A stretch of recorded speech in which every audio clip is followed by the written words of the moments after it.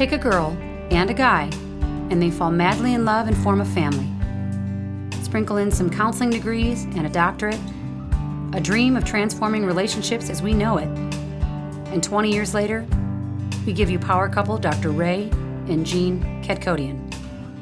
And this is their podcast, Couples Synergy. Welcome back to another episode of Couples Synergy with Dr. Ray and Jean. Hi, I am Dr. Ray. And I'm Jean. And this is our podcast about love, marriage, and relationships. Please check us out online at couplessynergy.com or on Facebook and Instagram, LinkedIn, and Twitter at Couples Synergy. And please subscribe to our podcast, leave us a review, or send us any suggestions on topics you'd like to hear more about. And now on to Couples Synergy, an in-depth look at love, marriage, and relationships, where we bring you our experience helping thousands of couples transform their relationships for over 20 years. You know, everyone says you should work on your relationship, but nobody teaches us how. So we've created this podcast to teach people what they can do to create the relationship they've always dreamed of. With the partner they fell in love with. On today's episode, we are talking about check-ins. Yeah, connections. Making connections with your partner on a consistent basis. Yeah, consistent basis. Before we get into our topic, wanted to read off a few reviews. Oh, fabulous. Yeah, we got several reviews came in, and we really want to thank you out there for giving us the feedback because it's really important for us. We had another record day. Yeah, over 1,200 unique downloads, which was really cool. In one day. That's awesome. So here's one review. Great relationship podcast, insightful and relevant. Their topics truly help improve yourself and your relationships. Thank you, Russell. Thank you very much for that one. And powerful relationship help. I'm glad to have found this incredible resource and know it is teaching me the skills I need to do my best to problem solve and be a good understanding partner in my relationship. Thank you, Zachary. You know what I like about both of those? They both talk about the personal responsibility of being a better person in order to be a better partner. What I like about them is that those are two males, two guys listening. Yeah. Yeah, I mean, most of our audience is trending more female, but, to have a couple guys listening and wanting to learn more and how to become a better partner, that's really awesome. Mm-hmm. And now let's take a little break to tell you a little bit more about our home study course called Relationship 101. One of our passions is really to bring this work to everybody. And a lot of times what we hear is one person in the relationship is wanting to work on it, the other one is not. And so this is a great way for you guys to get a taste of what it is like to work on your relationship in a fun 8-date night video series to learn what you need to learn. Yeah, Relationship 101 consists of 8 video modules, typically about 30 to 40 minutes long, with some discussion questions and exercises for couples to do together at the end. This is kind of a culmination of our work over 20 years and synthesizing all of the skills and tools necessary to create an amazing relationship. This online course consists of 8 modules, which is 5+ hours of course content. It also includes bonus resources, all designed to learn and grow together as a couple. It's fun, it's insightful, and gives you a great excuse to spend some extra quality time with your partner. All of this course content is valued at over $850. Currently now it is priced at $387. And if you just go to go.couplesynergymethod.com/relationship101, it'll take you directly to the link. That's go.couplesynergymethod.com/relationship101. And if you're a single person, you can still benefit from it. So we wanted to talk about check-ins. Everyone knows it as check-ins, right? I think that's a very common, type of phrase, check-ins, to check in with your spouse. But I don't really like that. I don't like that term. Yeah. it makes it seem like, You're going to get in trouble. yeah, like you have to, I don't know, you have to Like you're be being accountable. monitored. Yeah, you're being monitored or something, and that's just that's not the same thing as what we're talking about. No, touch points. Ooh, I like that. That's better. Touch points. Yeah. Yeah. Having consistent touch points on a daily basis with your partner. You know, it reminds me of, we were in a cave. And there was, you know, when you're in a cave, they mostly ask you don't touch anything, because if you touch it, whatever's growing there won't grow anymore because the oil's on your skin. Yeah. But they had this one thing, and they say, touch that. And everyone that touches it polishes it over the years. And it's a way of, over time, smoothing something out. And that's kind of what we're talking about in terms of these touch points of connection. And, you know, it almost seems to me like the little eyelets in it where you put your shoelaces, you know? Yeah. And then the shoelaces, not just the touch points, but Well, if you think about every experience that you have, every stimuli, every person that you come in contact with changes the trajectory of your life. It changes you. There's an impact that it is making on you. yeah. And if you are having a lot of these interactions and you are not connecting with your partner, your spouse, it's inevitable that you are going to become distant from each other. Right, because that energy goes somewhere. Wherever you're paying attention, that's where the energy's going. And if it isn't with your partner and it's going somewhere else, well, that's not good. Well, it's a difference between experiencing life and experiencing life with your partner. Right. Mm-hmm. And so these touch points keep you both evolving together instead of evolving apart. I think this is why the number one complaint from couples is a lack of communication. Because the communication can't happen without the touch points. And when there's no touch points, it all sorts to start to unravel. Yeah, yeah. And communication, most people think it's just words, and that's not what we're talking about here. We're talking about, you know, not just words, but nonverbal communication, you know, affection and proximity, you know, just being, Even thoughtfulness. yeah, You know, like sure. leaving someone a note, Consideration, thoughtfulness. something that just lets you know you're thinking about them, even if you're not even in the same room. Yeah, these touch points, they don't have to be in person.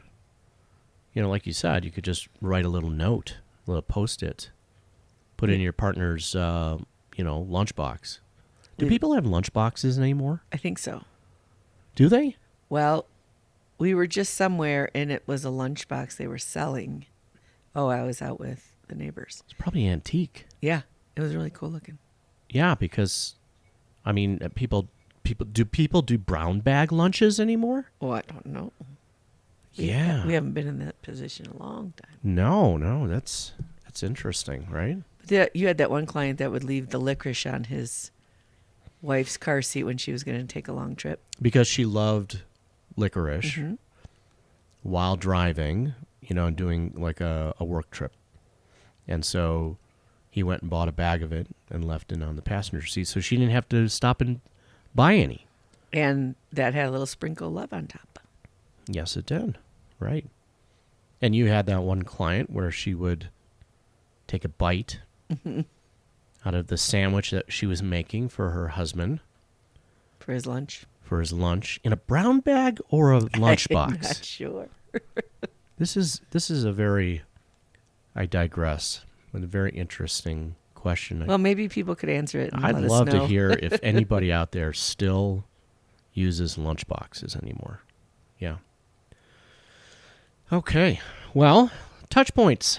You know, one of the things that we talk about are the 4 most important times of the day when couples should be connecting and showing affection to each other.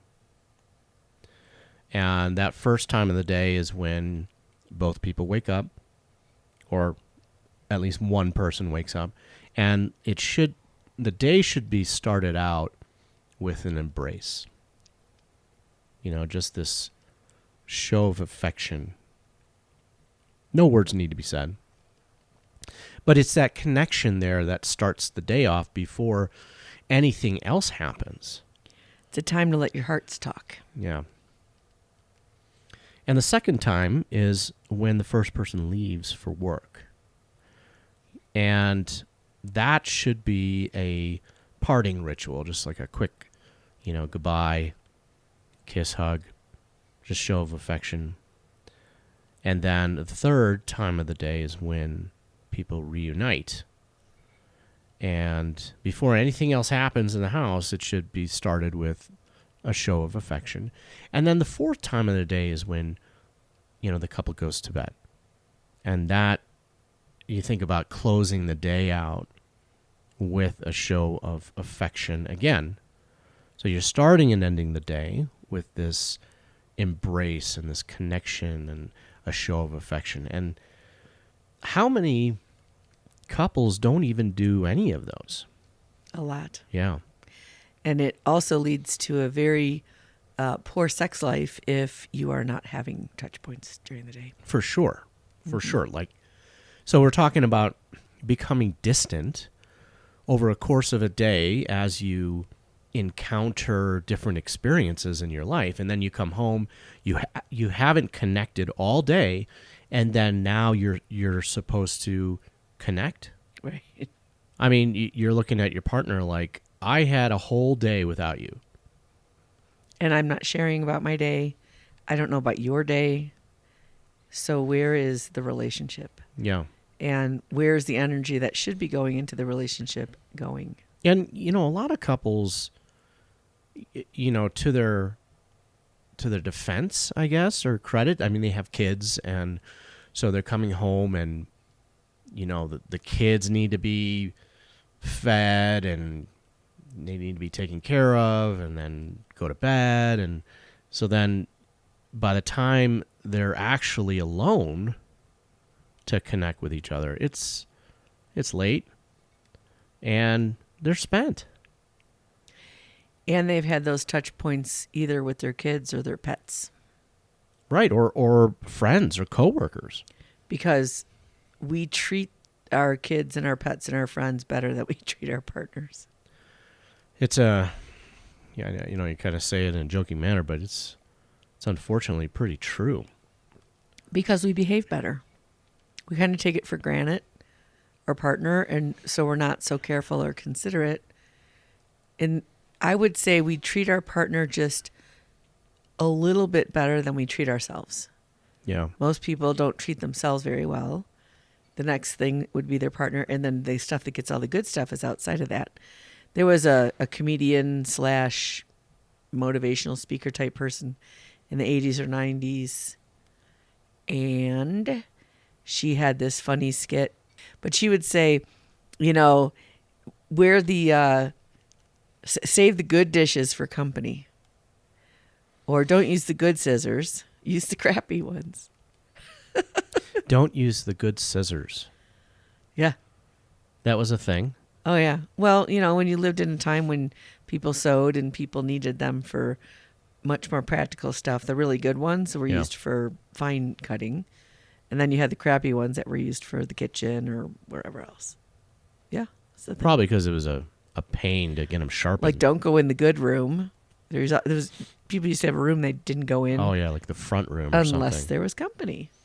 And they wouldn't use the good dishes unless there was company.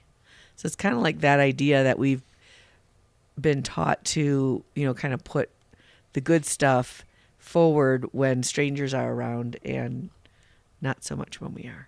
That's interesting. Mm-hmm. Yeah. So as a society, maybe we have been taught to give everybody else 100%. But the people closest to us, the people that we see on a daily basis, they get the scraps. And I would guess a lot of our listeners don't even own things like china Yeah, that's right. You know, Yeah. we used our china last night. We have a little tradition when we trim our tree that we have eggnog and cookies. Yeah. And I served it yesterday in our crystal wine glasses and our good china from our wedding. You didn't just serve eggnog, you made It was eggnog. delicious. Yeah. It was actually very good. And if eggnog bothers you, I made it with almond milk and it was really delicious and didn't make you feel like that heavy after you drink eggnog. Yeah. It was really good It though. was very, very good. Yeah. And I made it, when you make it, you cook it. And we had it hot. I've never had it hot before. It was very delicious. Very yummy. There's a little recipe tip there for Yeah. all of you out there. Mhm. And use maple syrup instead of sugar to sweeten it. Ah, Yeah. yeah. So 3 cups of almond milk, 3 tablespoons of maple syrup. Well, the maple syrup you mix into the 4 egg yolks. Mm-hmm. 4 egg yolks, 3 tablespoons of maple syrup, and then I think it's half a teaspoon or a teaspoon of cinnamon, a quarter of a teaspoon of nutmeg, and some vanilla. And that all goes in the milk, and you heat it, and then you put the eggs into the heated milk. That's it. Voila. Well, voila. It was very delicious. It's very good. Yeah. So any of you out there, send us a little note about how you like Jean's eggnog recipe. Put it in your favorite glass and take a picture. No, that Yeah. would be fun. That would be fun. And that would be a little touch point that you can have with your partner. There we go, right? Share some eggnog together and, enjoy this season coming up, the holidays. Yeah, there's a reason we bring a tree into our house and put some lights on it. The tree is a conifer, which is an antidepressant. And the lights, especially if they're twinkly, those are also antidepressants. So, we're going into the darkest time of year, and most groups of people have some form of feast of lights around this time of year Yeah. to get through the darkness. We're almost at the darkest part of the year. When talking about these touch points, I think a show of appreciation is really something that comes to mind. Because what you're doing is you are really recognizing what is truly important in your life. And, that is your relationship. And, there's so much other stuff that is going to happen during the day. You have work, you have obligations and bills, and the kids got their activities. And, sure, all of that stuff is important. But if we don't make our relationship a priority, then we lose focus of why we're doing all of those things. And it's a little bit that goes a long way. In the same way, like I'm always asking people, well, are you meditating? And they're like, I can't do that. Da, da, da. Just 1 minute, just for 1 minute. Close your eyes and focus on your breath. Yeah. And it will change your brain chemistry and you'll think better and you'll feel better. Well, touch does the same thing to us. And sometimes if you and I are going through something particularly stressful or emotional, it feels like a deep breath just when I reach out and touch you or you reach out and touch me. It changes a lot in a little tiny bit of time. And you can do it with a text. You can do it with, right now, if you're listening to this and your partner's not there, text them. If they are there, look at them and smile. And you'd be surprised at how much that does for us, because as human beings, that is one of the primary needs of a human being is touch. People that don't have touch do not do well in the world. And that's why they know that if you have an animal, you do better because you're touching a living thing. And the person who can shift you the most is going to be your bonded partner, because we regulate each other's biorhythms. And so if they're stressed and you touch them, you will help them calm down. If you're both stressed and you touch each other, you'll both calm down. I wonder if you ever touch each other and you stress more. No. I think that if you haven't been touching, if you haven't been showing affection, and there's just been this long period of time of no connection, then naturally, initially, if you start that up, it is going to be awkward. And there is going to be this feeling of guardedness, that naturally is going to happen because it's not the norm anymore. Yeah. Eric Fromm in The Art of Loving talks about if loving is an art, then an art needs to be practiced. And you cannot be good at an art without discipline. And so some of these things don't sound so sexy and spontaneous and wonderful. And everything else we do, we kind of have learned an etiquette, right? When you walk in, you say hello to someone. We don't always do that with our partners. We don't hold that same etiquette line with our partners as we do with strangers. How are you? I'm checking in. How are you? And nobody cares how you are, but you say, good, fine, I'm something, right? Right. And we do that because acknowledging each other is a way of saying, hey, I'm in this world with you, and if anything happens, I'm someone that's here. And that can be your neighbor, it could be a stranger in a store, whoever, because if anything does happen, who's ever around you, that's all you're going to have. And so having some etiquette around your relationship and your art of loving does require discipline.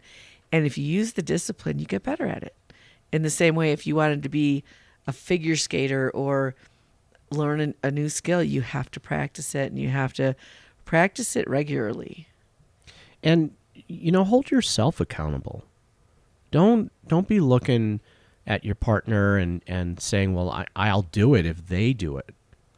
Then you're at a stalemate, and it doesn't make you feel good because now you have these strings attached to giving, to reaching out and to connecting. And this is something that should be coming from both of you, from the bottom of your heart, from a place of being voluntary, not something that's an obligation.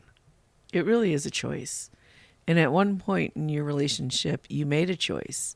You made a conscious choice to get married, a conscious choice to be a couple. And then we're just saying make a conscious choice to act on that and be disciplined in being in this relationship on a regular basis. Because you know what? You can't be affectionate with your partner without receiving it back. It's impossible to touch someone without you getting touched because it's touch. If I touch you with my hand just got touched. Yeah, that's kind of interesting, right? Mm-hmm. Yep, giver's gain. Giver's gain. Yes. And if you consciously, and I think I went through that this week about really consciously trying to be more present and taking responsibility for my own self, my own emotions, and my own way of behaving in the world. And it's really easy to look at your partner and say, if you just change, I would feel better. It's very easy to get lost. Mm-hmm. And it happens very quickly. And this world does not support staying present and staying focused. This world supports being distracted and being disconnected. Everything that's alive requires discipline. You have to water your plants. You have to feed the fire. You have to feed your pets. You have to take care of your kids. Anything that we don't take care of is death. It disintegrates. It breaks down. It falls apart. There used to be a show like what would happen after humans weren't on the planet. Yeah. And it very quickly starts to erode. Yep. Yeah. And your relationship isn't any different. It's a living thing that requires care. And if you're both refusing to care for it, you're not going to have much of a relationship. And you might think you're a winner, but there's no such thing in a relationship as a winner and a loser. There's just two losers or two winners. And, if you are in a relationship where you're given the majority of the time, that is a problem. If there's not balance, and that's something that you should have a conversation about. Or maybe you're in an unhealthy relationship. So we're not talking about that. We're not talking about taking extra responsibility. We're talking about care and consideration for someone you love. So take that time to create the discipline of touch points in reaching out, connecting with your partner. It doesn't have to be anything huge. You don't have to bring home bouquets of flowers every single time, but find creative ways to connect, creative ways to let your partner know that you are thinking about them, that they are on the top of your mind, and that they are the most important thing in your life. And you can do it in a really fun way too. You know, flip some pictures upside down, put your partner's shampoo bottle somewhere else. Like, don't hide it, but you know, just anything that's routine, and all of a sudden it's somewhere else, they're going to go, hey. There's this couple that they've gone viral or something like that, where I think he's a police officer, but he and his wife, they have this contest of surprising each other with these pop-out streamer guns, you know? Yeah.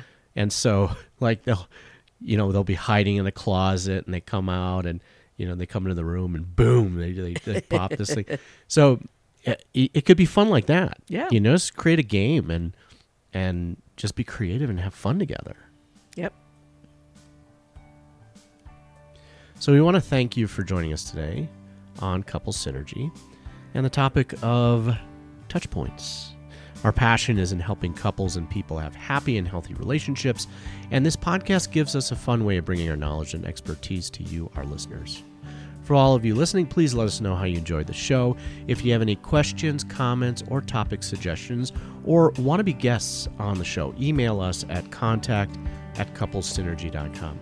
For more information about Couples Synergy and our programs such as Relationship 101, the Home Study Course, the Couples Weekend Intensive, which is coming up in 2023, April 20th to the 23rd, and our premier coaching program called Couple to Couple, look us up online at couplesynergy.com. And if you know someone who could benefit from this episode, please download it and share it. And thank you for listening. Until next time, synergize your life and synergize your love.